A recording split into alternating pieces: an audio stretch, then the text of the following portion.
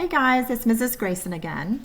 So today I'm going to show you how to access your next lesson for social studies. You're actually going to have 3 days to complete lesson 1. So keep that in mind as you're pacing yourself through the week. The first thing you're going to do is open up the McGraw-Hill icon again. Then you're going to click on the United States History yellow icon for your textbook. You need to make sure your tabs are on Unit 5, the American Revolution, and then you're also going to change the lighter blue to Lesson 1, the Road to the Revolution, and this will be our lesson for the next couple of days. Once you've done that, come over to the right and click on My Lesson, and the text will appear. So with each lesson, you'll be able to listen to the lesson again or read. That's up to you. You have some vocabulary, some bold words that are mentioned here that you need to recognize and be familiar with.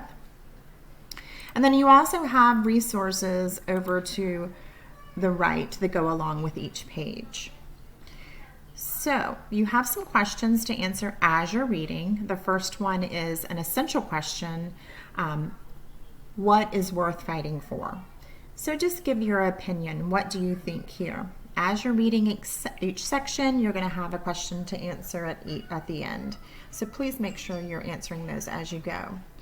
A suggestion is maybe to do pages 1 and 2 on Tuesday, 3 and 4 on Wednesday, 5 and 6 on Thursday, just to pace yourself so you don't have so much to do in one day. On the last page, page 6, you have, it's real short, you just have an essential question to answer, but you also have a self-check quiz you can do. Now, some of the lesson resources aren't working on the older iPads and older computers, so if you have a more up-to-date iPad or computer, you might want to use that for this particular part of the lesson. So you'll click on the self-check quiz at the very end, and you have a couple multiple choice questions to answer. There's about 10 of them. Just check and see how you did. That's it. So if you have any more questions, let me know.